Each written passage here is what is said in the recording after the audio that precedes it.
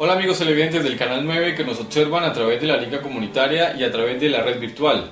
Para hoy traemos un interesante perfil de vida, otra historia ligada a la evolución cultural y comercial de nuestro municipio. Un pitaleño que a través del tiempo demuestra cómo el sacrificio, la honestidad, la responsabilidad y la perseverancia son ficha clave a la hora de construir un proyecto de vida. Un lugar que todos recordamos, Club Familiar La Floresta. Revivimos para ustedes lo que significa para nosotros los pitaleños y lo que representa para esta familia. Doña Carmen, su compañera de 1000 batallas, y el baluarte de don Arcesio Londoño. Hoy con nosotros en Personajes. Bienvenidos.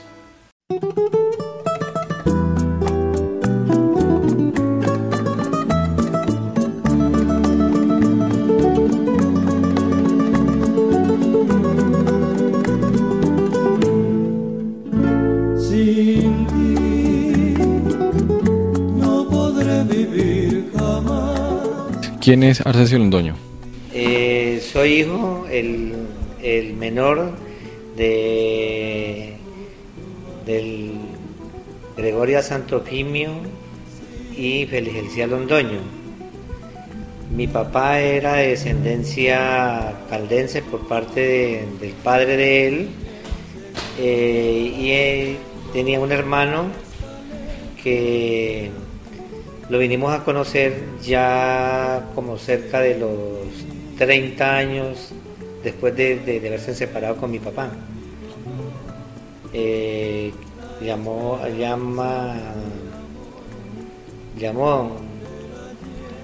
Jorge Triana. Ellos eran hermanos por parte de mamá únicamente, y los papás eran diferentes. Don Arcesio, ¿cómo fue esa niñez suya?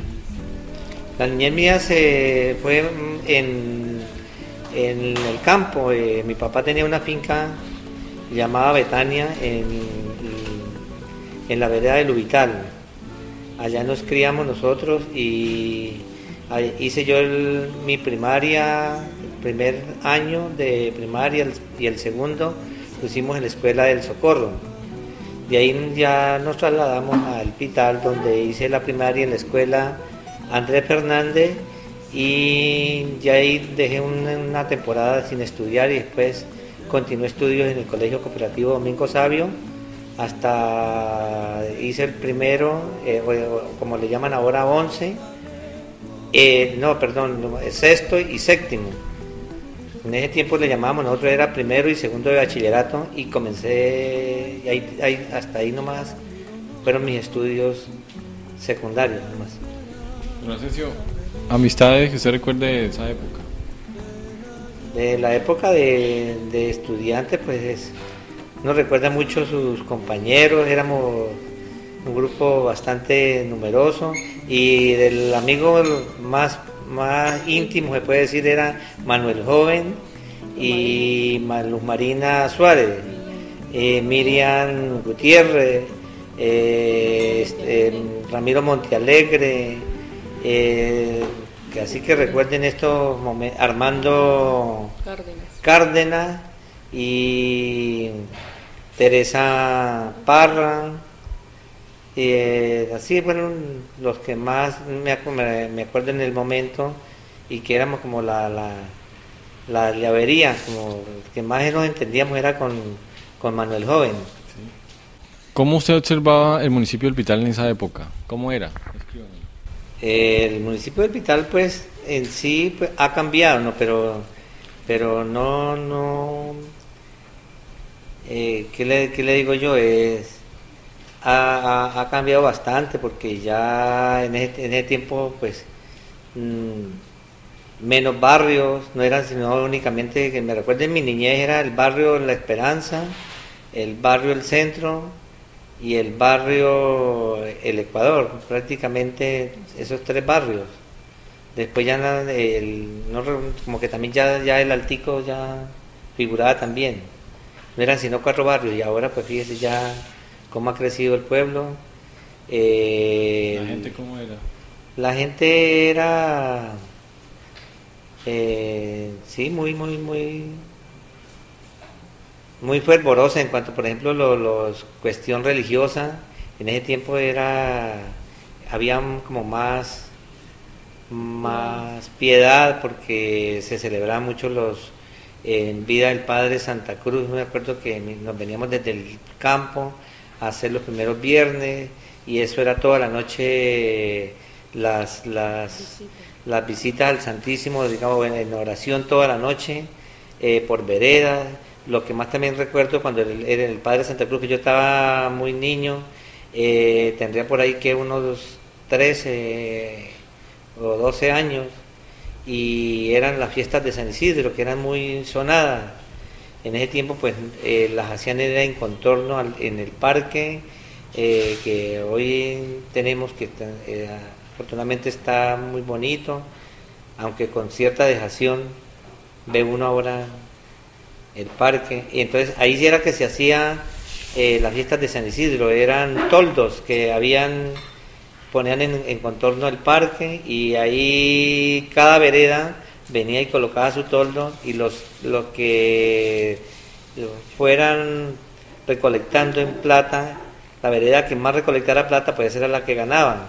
Y mi papá era una de las personas que siempre se dio el lujo de en 2 o 3 oportunidades que él representaba a la vereda del Socorro. Él venía y fue de los que más recolectaba dinero para entregarle al Padre Santa Cruz, Gabriel Santa Cruz, y él era para la construcción de una iglesia que ahí quedaron las bases detrás de la casa, de las capillas donde están, ahí están esos muros, fueron construidos con toda esa plata que recolectó para las fiestas de San Isidro. En ese entonces eran muy sonadas las fiestas de San Isidro. Bueno, Narcesio, o sea, se puede decir que usted hereda como ese gusto por los negocios de su padre. Sí, mi papá era comerciante, él le gustaba mucho, él inició vendiendo en el ganado, él expendía como matarife, que le llaman, expendía reses en el mercado. Después tuvo un toldo en la cual expendía artículos como panela, varios, todo eso de grano, y ahí él me llevaba desde muy pequeño al mercado, me ponía mi venta. Él pues también con la cuestión de que era matarife, él mataba cerdos, entonces yo era el que lo acompañaba en las andanzas de él a ir a comprar en el campo los cerdos, el ganado, y luego ayudárselo a traer hasta el matadero, y de ahí a expenderlo. Entonces de ahí pues me fue inculcando las bases del negocio, que él decía que no había como tener ser uno comerciante, tener el negocio, que el negocio era muy bueno porque nunca estaba uno sin plata, sino que, y al mismo tiempo pues también hacía amistades. Eso me inculcó mi papá mucho sobre el negocio. Don Narcesio, o sea, bueno, usted comienza la actividad laboral, digamos, desde muy pequeño. Desde muy pequeño. Él, por ejemplo, en el mercado, en ese tiempo en la galería no había la galería que está hoy, eso era destapada, y cada uno de los comerciantes tenían su toldo, donde ahí el día sábado iba uno y colocaba su toldo, que era ahí le señalaban a uno el espacio, y ahí uno al otro día expendía, el día domingo expendía uno sus artículos. Mi papá ahí me ponía con venta de panela, de maíz, artículos de grano, y él también se hacía con otras ventas como era de plátano, yuca, hasta que ya hicieron la galería nueva, que entonces ya ahí mi papá, él hasta prácticamente los días antes de su muerte fue una persona que tuvo su negocito en el mercado, en la galería. Ella vendía plátanos, yuca, más que todo eso, panela y víveres, cuestiones de víveres. Fue lo último que él estuvo expendiendo casi hasta prácticamente sus días últimos a la muerte de él. Bueno, Narcesio, ¿cuál fue su primer sueldo? Primer sueldo, no, pues la anécdota que yo me acuerdo más era cuando mi papá nos llevaba al campo, y él le decía, pues trabaje usted, y lo primero que nos dio fue un pedazo de tierra para que nosotros nos pusiéramos a trabajar. Yo ahí me puse, hice una roza y él me ayudaba así roza le llama uno a las siembras de maíz.